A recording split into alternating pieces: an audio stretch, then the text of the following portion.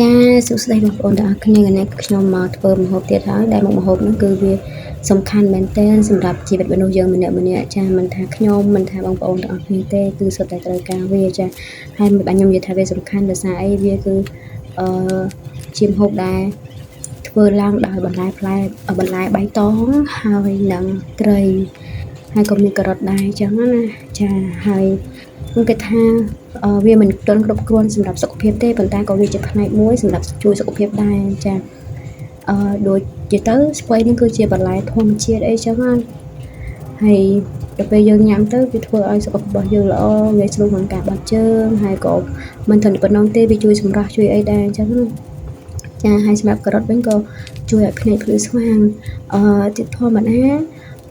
ដើម្បីធ្វើម្ហូបនេះខ្ញុំអត់សូវដាក់ការ៉ុតទេប៉ុន្តែដោយសារខ្ញុំខានញ៉ាំការ៉ុតទាំងយូរហើយណាមួយ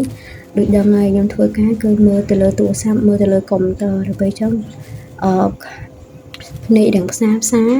ហើយក៏គេថាទិញការ៉ុតយកមកដាក់លេងមកទៅដើម្បីឲ្យជំនួយភ្នែកជាមួយអីដែរចឹងណាហើយដល់ពេលចឹងខ្ញុំក៏ទិញការ៉ុតមកដាក់លាយចាឥឡូវចាប់ដើមកាត់ត្រីកង់មុននឹងកាត់ហ្នឹងវាស់សិនហើយកាត់ប៉ុណ្ណាល្មមអញ្ចឹងទៅពោះលោកទៅធំពេកចាហើយត្រីនឹងទៅ2ទេហើយខ្ញុំម្នាក់ឯងនឹងហើយខ្ញុំញ៉ាំត្រីដល់ទៅ2ដោយសារខ្ញុំខានញ៉ាំត្រីនឹងយូរខ្ញុំមកស្គាល់ថាត្រីនឹងឈ្មោះអីគេទេខ្ញុំឃើញគេធ្វើស្រាប់តំណងក៏ខ្ញុំទិញមកទៅចាហើយវាក៏មានពងដែរអញ្ចឹងខ្ញុំសម្រាប់ម្ហូបហ្នឹងវាអត់មានអីមានអីពិសេសអីទៅពិបាករកឬក៏អីទេប៉ុន្តែគឺវាល្អមែនទែនសម្រាប់សុខភាពចាហើយតាមពិតខ្ញុំរវល់ដែរតែខ្ញុំឆ្លៀតធ្វើវាអញ្ចឹងខ្ញុំមកពីធ្វើការវិញរៀងចូល3ហើយអញ្ចឹងខ្ញុំធ្វើវាទៅហើយណាមួយធ្វើម្ដងគឺញ៉ាំបាន3-4ពេលដែរពួកខ្ញុំម្នាក់ឯងបងប្អូនអញ្ចឹងខ្ញុំធ្វើបាន3-4ពេលហើយញ៉ាំ3-4ដងអញ្ចឹងណាចាហើយបន្លែស្ពៃខ្ញុំដាក់តែមិនតិចទេដោយសារតែខ្ញុំញ៉ាំល្ងាចញ៉ាំប៉ុណ្ណឹងខ្ញុំស្រង់តែប៉ុណ្ណឹងហើយដល់ពេលព្រឹកឡើងខ្ញុំញ៉ាំទៀតខ្ញុំដាក់ស្ពៃចូលទៀតអីចឹងណាព្រោះដោយសារតែស្ពៃបើសិនខ្ញុំដាក់ពីយប់រហូតដល់ព្រឹកទៅទៀតវាឆាប់រលួយពេកអញ្ចឹងក៏ដាក់តែមកញ៉ាំសិនចាហើយចាសម្លស្ងោរជ្រក់ស្ពៃរបស់ខ្ញុំហ្នឹងគឺខ្ញុំដាក់មានជារំដេងខ្ចីស្លឹកក្រូចសើចខ្ទឹមស2ដុំចាហើយនៅម្ទេស1ផ្លែប៉ុន្តែខ្ញុំកាត់ជា2ដើម្បីវាចេញជាតិហឹរហើយនៅមួយវាជួយកាត់ឆ្អាបត្រីដែរដល់ពេលចឹងទៅខ្ញុំដាក់វាចូលហើយដាំទឹកឲ្យពុះចាហើយបង់ប្រហុកចូលហើយប្រហុកនឹងរៀងច្រើនតិចហើយដោយសារអីខ្ញុំខ្ជិលច្រាមមកដល់ពេលចឹងយកមកទាំងអស់ហ្មងទៅចាហើយក៏ដាក់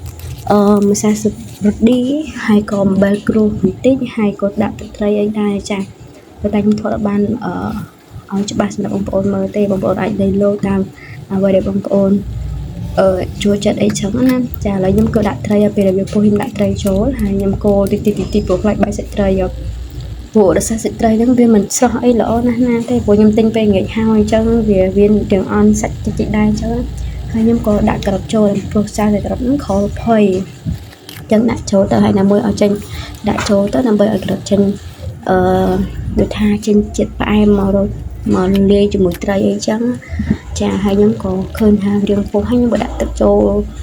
រៀងច្រើនដែរហើយក៏កូរត្រីម្ដងទៀតហើយភ្លក់ចឹងហើយមើលតថារៀងល្មមគ្រឿងហើយគឺខ្ញុំត្រៀមបង់ស្លឹកស្ពៃចាស្លឹកហ្នឹងគឺលឿនមែនតើអត់យូរទេយូរតែឡើងយើងចុកនឹងគ្រឿងតែនៅពេលដែលយើងដាក់លើភ្លើងហើយមានអីមួយផ្លែនឹងយកបងប្អូនឃើញអញ្ចឹងហើយស្ពៃហ្នឹងគ្រាន់តែបង់ចូលភ្លាម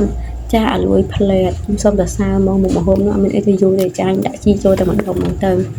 ចាហើយប៉ុណ្ណឹងគឺខ្ញុំបិទភ្លើងហើយអត់មានទុកអីយូរទេគឺខ្ញុំបានហើយដួសបានមួយចានចាដួសបានមួយចានបងប្អូនមើលអញ្ចឹងណាមានការ៉ុតមានបន្លែស្ពៃមានជីស្ងោរនឹងហើយមានសាច់ត្រីចាអញ្ចឹងវីដេអូរបស់ខ្ញុំមានតែប៉ុណ្ណឹងអរគុណច្រើនបាទ